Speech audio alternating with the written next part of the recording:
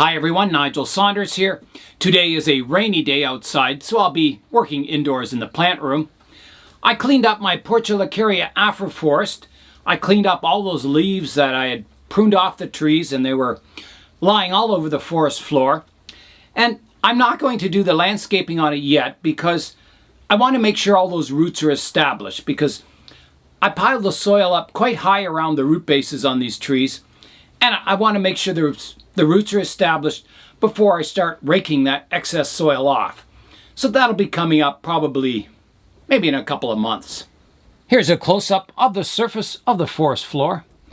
So yeah, I'll be raking away a lot of this soil, kind of landscaping the landscape. It's quite heavy over on this side, and yeah, just doing contouring, adding some moss bushes and stuff and sand and making it look like a real African landscape.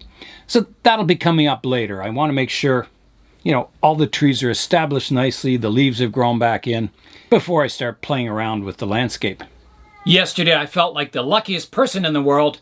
This coming up today in the Bonsai Zone. I've got two of my bonsai in these desert tan kind of colored pots, and I really like them. I think it kind of reminds me of the desert sand, and I think it suits these succulent type trees. My aloe here is starting to get really large. It's starting to grow and drop aerial roots and get more and more branching, and now the pot size is starting to look too small. And I always thought I would like to get another tan colored pot like it's in now. Here's a close-up of my Crown of Thorns, and you can see the nice kind of mottled tan colored pot it's in. My aloe is also in a nice tan colored pot, and I really like it for these desert type trees. Bonsai pots are hard to find, and when you're looking for a particular style, shape and size and color, they're even harder to find. So I was kind of holding off the repotting of these trees, hoping that someday I'd find the perfect pot for them. I go into the thrift stores a lot, and I'm always looking for bonsai pots, and occasionally, like maybe 3 times a year, I'll find a bonsai pot in the thrift store. This one was $1.99, but they're usually small and a very low quality. And, the kids say, why do you bother looking in the thrift stores? They're all junk ones anyway, but I always look, I'm optimistic.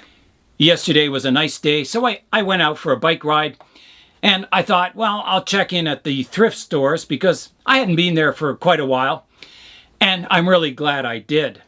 The first pot I saw was this blue glaze pot, and it's quite large. It's unusual to get a large size pot in a thrift store, and I turned it over and, nice feet, made in Japan. Made in Japan, a really nice high quality clay, almost porcelain, and a beautiful glaze on it. It was $6.99, and I thought, wow, that's my lucky day. So then I was looking kind of behind it then, and I noticed a whole pile of bonsai pots. Beside the large blue glaze pot was a smaller version of it, also made in Japan. And it was $3.99, so that fits in there. Same style and color and everything. And then there was this tan glazed one, which I thought, maybe this is, looking pretty good for my aloe bonsai. It was $3.99 also. Again, a really nice size, nice quality, made in Japan. Really nice feet on it. These are show quality pots, so you could put any bonsai tree in one of these pots and put it in any major show and they would be good enough quality. So I got that one. I'll put that up here. And I got the larger version of that one. You can see they're a similar shape, color. This one is $4.99.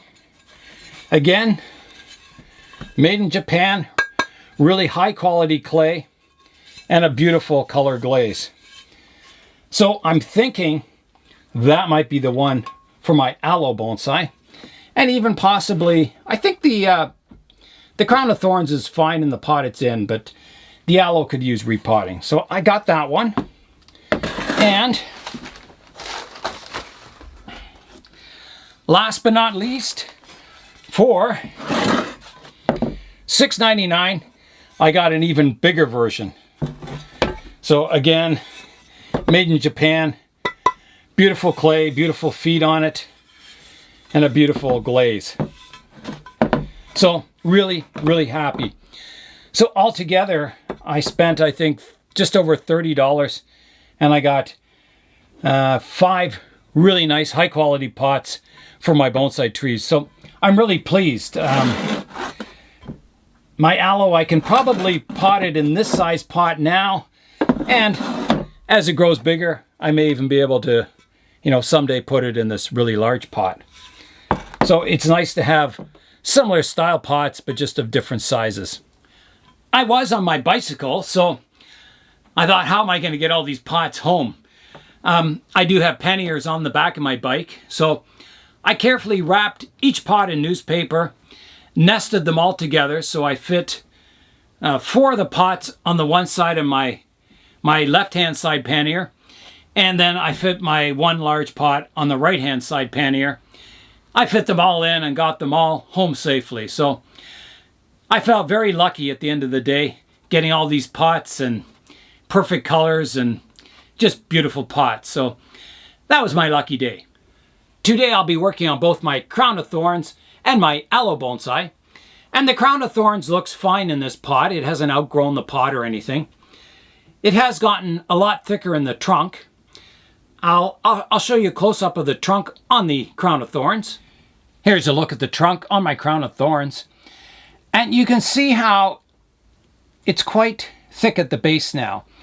When it started out, it was like this branch where they start out really thin and then they thicken up as they get taller. And that happens on all the branches on this Crown of Thorns. But as the trunk gets older, it starts thickening up at the base, and that inverse taper starts turning to positive taper. So it's looking really good. And the growth rate of this Crown of Thorns really surprised me, as did it flowering all summer long. I didn't expect that. So because it's grown so fast in just a couple of years, I'm thinking of revising the styling on it, or changing my mind on the styling. At first I was going to keep it quite a small little tree, but I'm thinking at this growth rate and the amount of ramification I'm getting, I think I can turn this into quite a large bonsai. Changing my Crown of Thorns bonsai from a smaller bonsai to a larger bonsai will mean some styling changes.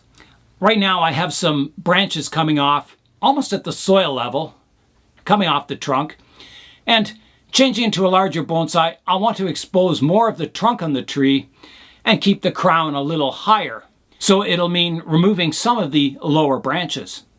Here's a close-up of the base of the Crown of Thorns, and you can see there's a lot of branches now that have emerged from the base of the tree. These are new branches that have grown this year. I always had one branch on the left-hand side here, just to provide a bit of asymmetry in the tree design. But I think all those branches will have to go now, exposing more of the trunk and developing the crown further. They call this tree the Crown of Thorns, and I do want to have a crown of thorns.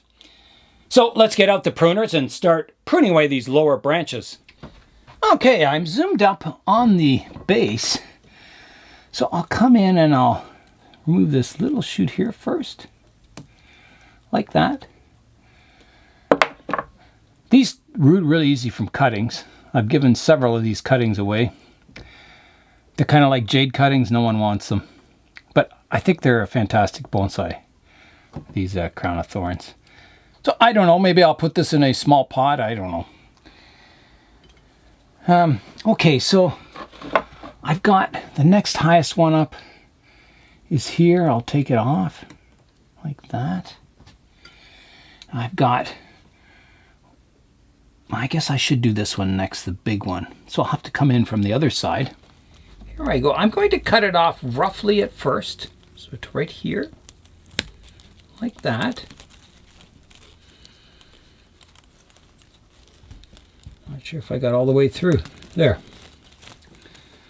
So that's gone.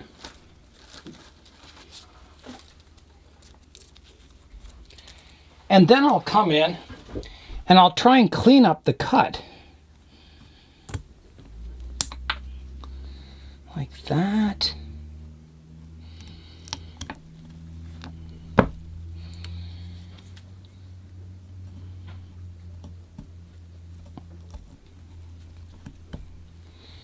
I think that is pretty good.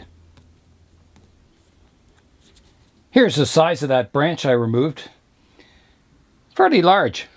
I'll continue to remove these lower branches, so I'll come in behind here. Snip that one off. So a little one here I can snip off. There's one up here I can get rid of. You'll see a lot of trunk on this tree eventually. There's another one. And so all these little shoots down at the base weren't there when I got the tree. They're all back budding, which shows the tree's healthy and vigorous. The Crown of Thorns has been in flower almost the entire summer. So today I'm going to prune all these new shoots back. So I will have to remove all the flowers, but it should flower again for next summer. So yeah, some of these new shoots are getting quite long. And as I get towards the tips of the crown, I want my ramification to become shorter and shorter and shorter. So let's go in and have a look at the structure. Where I cut these branches before, you can see this branch comes out here. I pruned it off short here, and then it's grown all these long branches coming off of it. So my first division before I pruned it was about this long, so my next one will be shorter. So I'll start pruning back all the branches, making them compact, and then we'll have a look at the overall styling and decide if I need to remove branches. I hate taking flowers off a nice tree, but it's just got to be done. So I'll start with this branch. The first division's here. So my next division will be a little shorter, so maybe I'll take it to here. My next branching comes up here, divides here. So my next one will be cut off about here. This one comes up, pruned here. So my next one will be about here. This one needs to be shortened to about here. I'll keep some leaves on this branch. I'll rotate it around. The one above here, I'll shorten it to here. I'll leave some leaves on, see how it looks for now. This one, I'll shorten to about here. This one to here. This one to here. I would be careful that you don't get this sap on your skin or in your eyes, because I believe it's poisonous. I could be wrong, but I seem to remember reading that it's definitely not good for you.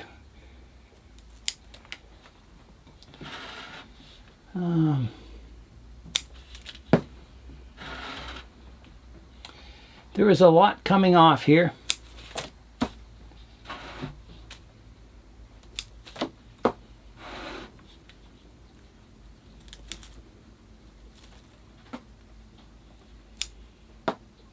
A lot of dead leaves in here too. And we'll prune this one back to here. Doing the tall upright trunks now. Back to here. Back to here. Kind of doing a profile pruning here. Just pruning it to a rounded shaped canopy. I do want to style this in a sort of umbrella style. It's kind of close to its natural form.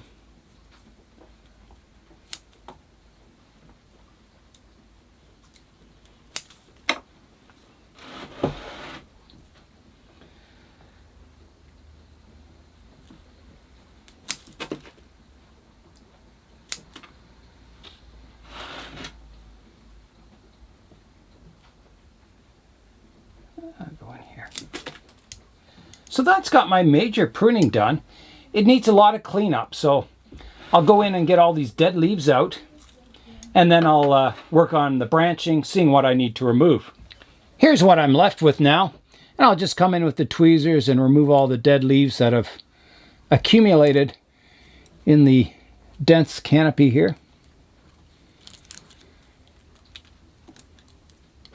So every time I prune one of these branches, it subdivides and it gets 2 or 3 more branches. And I'm looking to subdivide it into 2 branches. So, you know, pruning it and then getting 2 new shoots from the one. If I get 3, I'll want to prune the 3rd one out. If you don't, you can get a swelling at the base where the branches emerge. And you want to keep your structure looking nice and flowing and clean.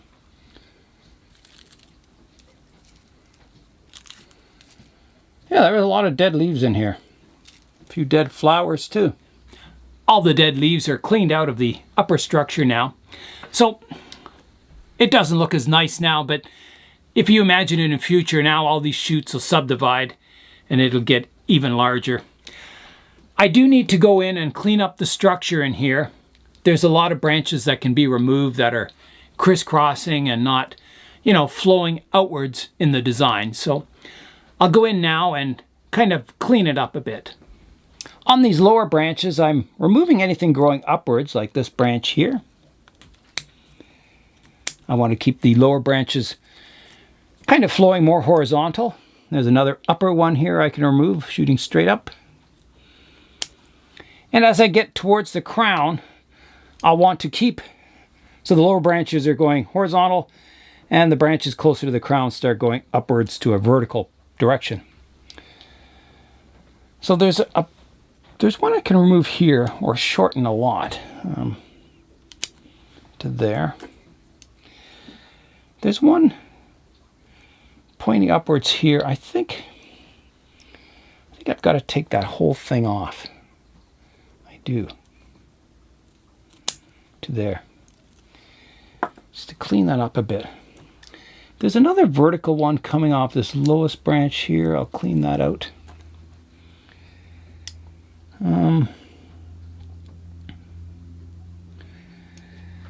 I'm going to shorten this one. It's kind of growing over top of the lower branch here.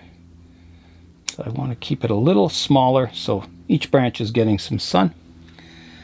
This one needs reducing also. Back to there. And I'll rotate it around. I've got a vertical shoot coming up here that I'll want to remove. Like that.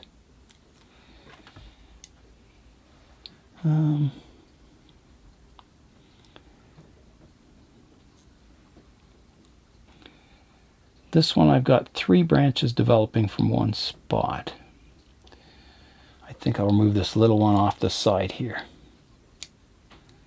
Like that.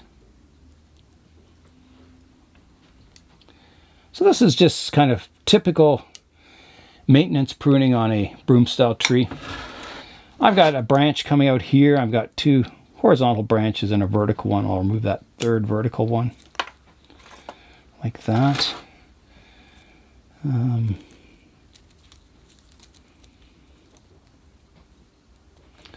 branch is fine. This one has a vertical section I can remove.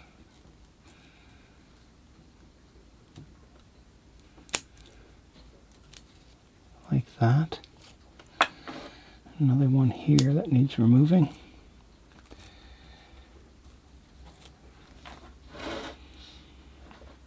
This one shortening.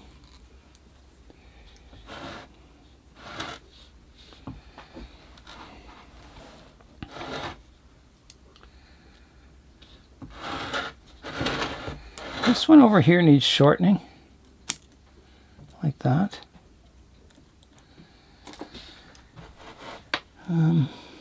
This one can be shortened.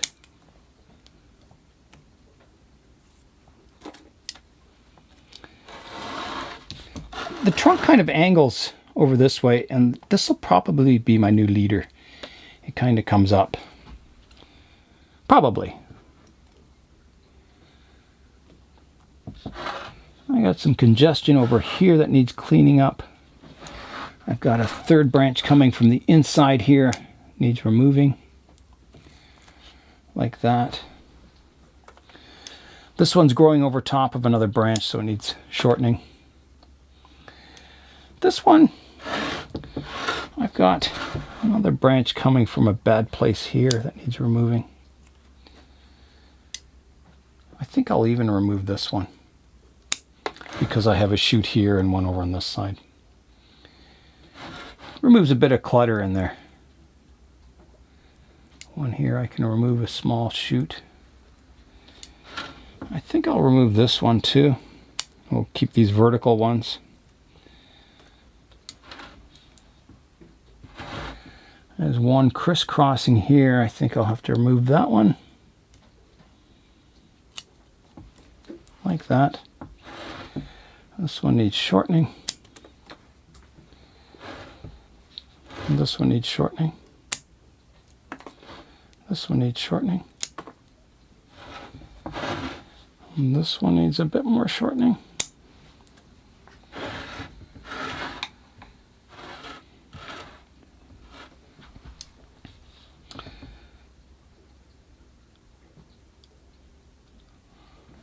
That's looking quite good. The trunk on this tree is tilting off this way, so I probably want this as the front of the tree. And I think it was around the other way before, but I'm not sure. Because this thick branch was on this side, and I think it was always on this side before. So this will probably be the new front of the tree. It's kind of coming towards you.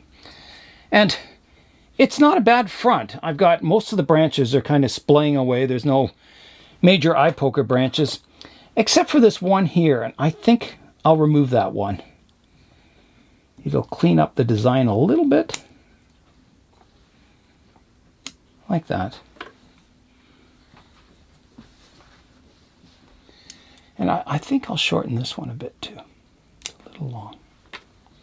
Shorten this one a bit too.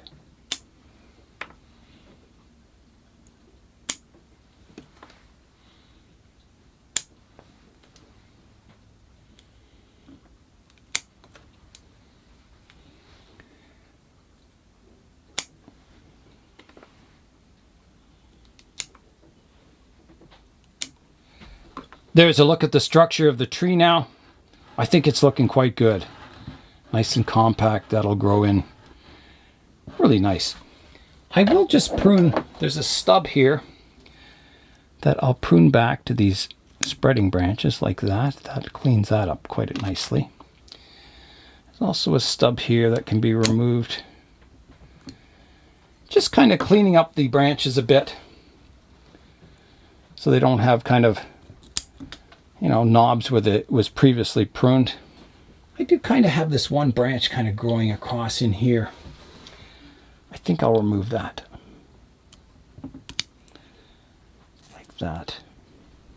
On this tree, there's a lot of branches coming from one spot, but I don't think that'll be a problem. I think if I start removing them all, it'll start to look like, you know, maybe more of a bonsai tree than a crown of thorns. I think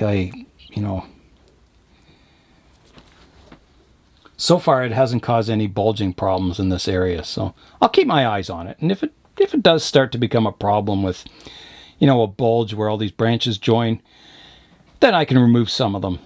If it's not going to be a problem, then styling wise, I think it looks fine the way it is. That's all the work I'll be doing on the crown of thorns today. I'll water it very sparingly until the new leaves start growing in and it starts to recover. And then I'll, you know, go back to fertilizing it and watering it a little more regularly. You do have to keep these trees on the dry side though.